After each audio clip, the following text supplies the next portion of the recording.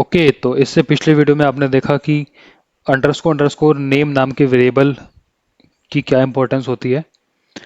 तो अगर आपने वो वीडियो नहीं देखा तो आप आई बटन पे क्लिक करके उस वीडियो को देख सकते हैं। तो उसी की एक एप्लीकेशन आज हम देखने वाले हैं।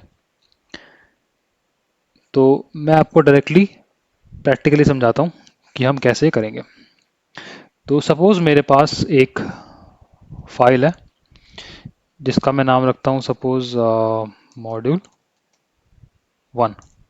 ओके, और इसके अंदर हमारे पास कुछ फंक्शन है, सपोज एडर, जो कि 2 नंबर का सम करेगा रिटर्न, और एक बना लेता हूं मैं सपोज सबट्रैक्टर, जो कि 2 नंबर का करेगा हमको डिफरेंस रिटर्न। ठीक है, और सपोज इस फाइल की अपनी कुछ बॉडी है, सपोज इस तरीके से कि दिस इज मॉड्यूल 1.py, और सपोज एक लाइन और है इसके पास कि and this contains 2 functions. Okay, तो अगर मैं करूंगा इस फाइल को भी रन, तो क्योंकि ये जो 2 फंक्शंस है ये तो फंक्शन है और इनको हमने कहीं पे कॉल नहीं किया हुआ, तो ये तो चलेंगे नहीं। बट ये 2 लाइंस चलेंगी, क्योंकि ये 2 लाइंस क्या है, एग्जीक्यूटेबल स्टेटमेंट्स हैं। तो इनको मैं करता हूँ रन और हमारे पास आउटपुट आएगा इन दोनों प्रिंट स्टेटमेंट्स का। सपोज हमारे पास एक और फाइल है जिसका मैं नाम रखता हूँ app.py,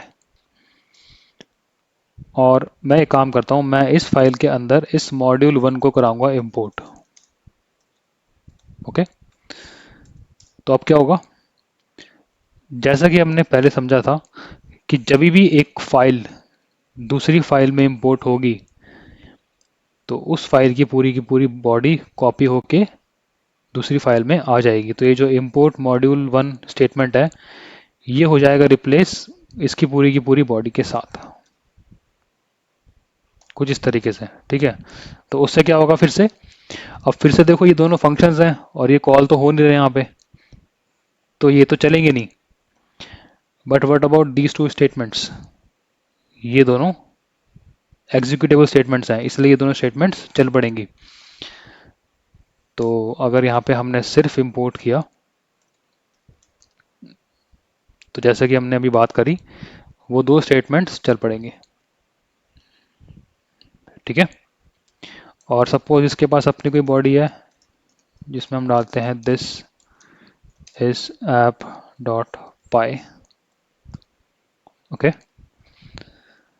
तो इंपोर्ट करने से क्या होगा कि ये पूरी बॉडी वहाँ पे आ जाएगी, तो 2 स्टेटमेंट तो ये हो गई, क्योंकि ये तो चलेंगे नहीं फंक्शंस, और एक हो गई इसकी अपनी स्टेटमेंट। तो क्या होगा, अब की बार 3 स्टेटमेंट्स का आउटपुट आएगा। ओके, ओके, अब मैं एक काम करता हूँ कि मुझे, मेरा जो इंटेंट है वो सिर्फ इतना है कि मुझे तो सिर्फ इन फंक्शंस को इंपोर्ट करना है। ठीक है, और मैं नहीं चाहता कि ये जो 2 लाइंस हैं, क्योंकि मेरे लिए 2 लाइंस जो हैं ये किसी काम की नहीं है, क्योंकि ये जो 2 लाइंस हैं ये है इस फाइल का अपना प्राइवेट कोड। ओके, ये 2 लाइंस इस फाइल का अपना प्राइवेट कोड है, मुझे सिर्फ मतलब है इसके 2 फंक्शन से। ठीक है, तो सपोज मैं एक काम करता हूँ, मैं यहाँ पे करता हूँ, मैंने यहाँ पे देखो इंपोर्ट कर रखा है इसको।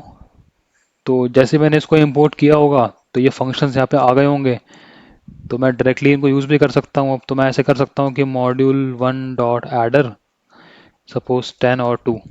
ठीक है,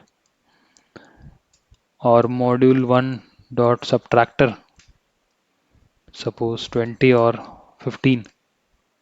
ओके, और मैं यहाँ पे कर देता हूँ प्रिंट।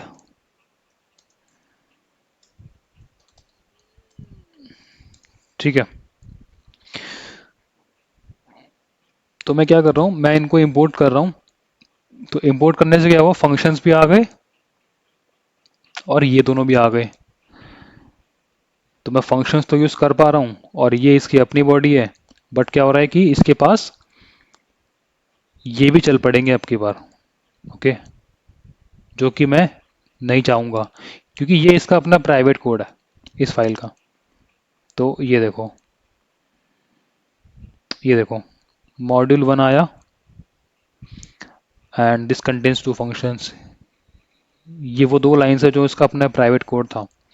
तो बेसिकली मैं नहीं चाहता कि इस फाइल का जो प्राइवेट कोड है, जो इस फाइल के स्पेसिफिक है, वो मेरे पास इंपोर्ट होने पर ना चले। ओके, मैं सिर्फ इसके फंक्शंस इंपोर्ट कर पाऊँ और अपना काम कर पाऊँ। मुझे इसके प्राइवेट फंक्शन, इसके प्राइवेट जो कोड है उससे मतलब नहीं होना चाहिए। तो वो कोड जो हम इंपोर्ट करवाने पर नहीं चलवाना चाहते, ओके, वो कोड जो हम इंपोर्ट करवाने पर नहीं चलवाना चाहते, और इन अदर वर्ड्स जिस कोड को हम अपनी फाइल का प्राइवेट कोड बनाना चाहते हैं, उस कोड को हम डाल देते हैं नेम नाम की वेरिएबल और मेन नाम के वेरिएबल के अंदर एक कंडीशन बना के, ठीक है, कुछ इस तरह if underscore name equal to main, जो हमने इससे पिछले वीडियो में देखा था। ओके, तो जिस कोड को हम प्राइवेट कोड बनाना चाहते हैं, उस कोड को हम इस कंडीशन में डाल देते हैं। That's it. अब क्या होगा कि अगर मॉड्यूल 1 चलेगा सिर्फ, तो ये कोड चलेगा और चलना भी चाहिए, क्योंकि ये इस फाइल का तो कोड है। तो ये देखो, ये चला। लेकिन जब ये फाइल वहां पे जाके इंपोर्ट होगी, तो ये कोड नहीं चलेगा। सिर्फ ये 2 कोड, मतलब सिर्फ ये 2 फंक्शंस इंपोर्ट हो जाएंगे और हम उन्हें यूज कर पाएंगे। तो देखो अब की बार क्या होगा, सिर्फ 3 लाइंस आएंगी हमारे पास आउटपुट में। ओके, तो बेसिकली इस लाइन का मतलब ये होता है कि if name is equal to main, तो जब मैं इस फाइल को यहाँ पे चलाऊंगा, तो हमने पढ़ा था पहले कि हमारी सेम फाइल के अंदर नेम की वैल्यू क्या होती है, मेन होती है। तो जब इस फाइल को चलाया जाएगा, तो नेम की वैल्यू मिलेगी इसको मेन, तो मेन इक्वल टू मेन तो ट्रू है, तो ये चल पड़ेगा। बट जब यहाँ पे चलाया जाएगा, क्योंकि कोड तो पूरा कॉपी होके वहाँ पे जाएगा, ये पूरा कोड वहाँ पे कॉपी होके जाएगा, लेकिन नेम की वैल्यू क्या बन जाएगी उस केस में, मॉड्यूल 1 बन जाएगी। तो module 1 is equal to main तो नहीं होता, तो इसलिए ये कोड वहाँ पे नहीं चलेगा। Okay, so this is the concept. So I hope आपको ये समझ में आया होगा। So thank you so much for watching this video and have a great day.